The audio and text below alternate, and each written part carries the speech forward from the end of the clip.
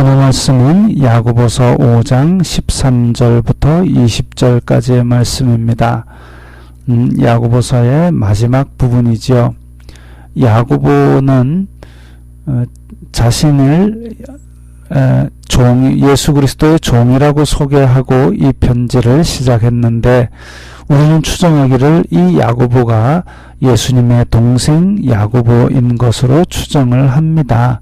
그럼에도 불구하고 예수 그리스도의 종이라고 하면서 겸손히 자기를 소개하였고, 교회에 다툼이 있고 차별이 있는데 그에 대해서 실질적으로 많은 지침을 보여주고 있습니다.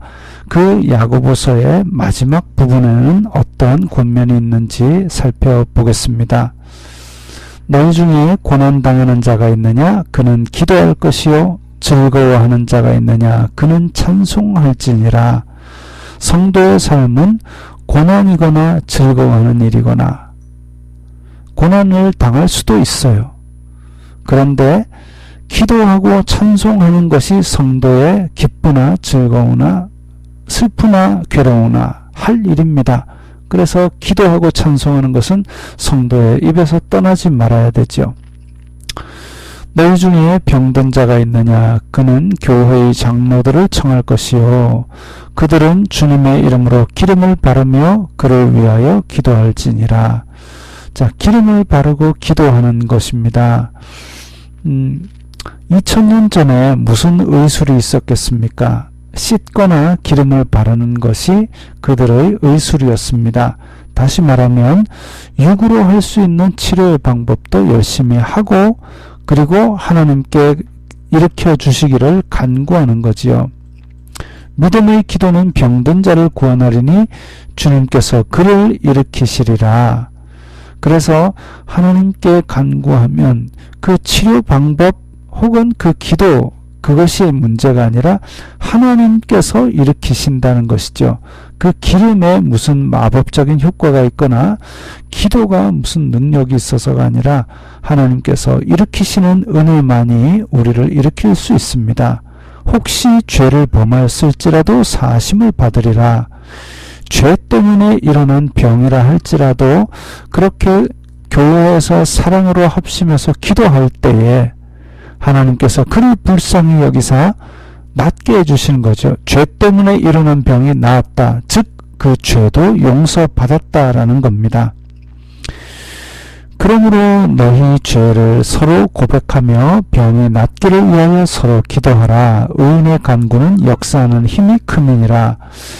어떤 곳에서는 이 한 구절만 떼가지고 너희 죄를 서로 고백하라 그러니까 공개 자백하라고 그럽니다. 그게 아니라 앞뒤 맥락상으로 보면 죄로 인한 병일지라도 회개하게 하고, 그로 말미암아 회개의 기회를 주셔서 죄 용서받을 기회를 주시는 그것을 나타냅니다. 어떤 사람들은 아이고 내가 무슨 죄가 있건데 죄가 있어서 병이 돼. 어떤 사람들은 자기가 아픈 것이 무슨 죄가 있는가 꼭 그렇게 인과응보적으로 해석을 합니다. 모든 일이 그렇게 인과응보적으로 해석할 일이 아닙니다. 성도의 삶에는 고난당할 일도 있고 또 즐거워할 일도 있습니다. 그런데 그 고난과 즐거워하는 가운데서 잊지 말아야 될 것이, 놓치지 말아야 될 줄이 기도의 줄이고 찬송의 줄이라는 거지요.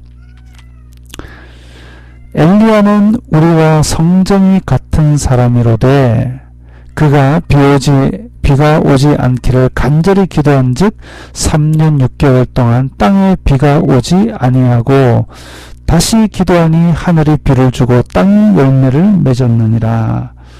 자, 그래서 지금 15절부터 18절까지는 기도에 대한 이야기를 하고 있습니다. 고난당하는 성도는 기도해야 되고, 그 기도는 합심해서 기도할 때에 죄도 용서하고 하나님께서 병을 고쳐주실 은혜를 베풀어 주시는 근거도 됩니다.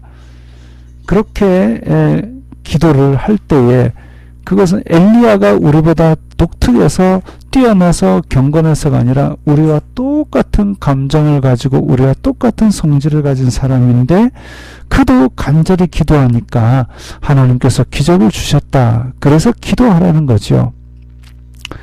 내 형제들아, 너희 중에 미혹되어 진리를 떠난 자를 누가 돌아서게 하면 너희가 알 것은 죄인을 미혹된 길에서 돌아서게 하는 자가 그의 영혼을 사망에서 구원할 것이며 허다한 죄를 덮을 것임이라.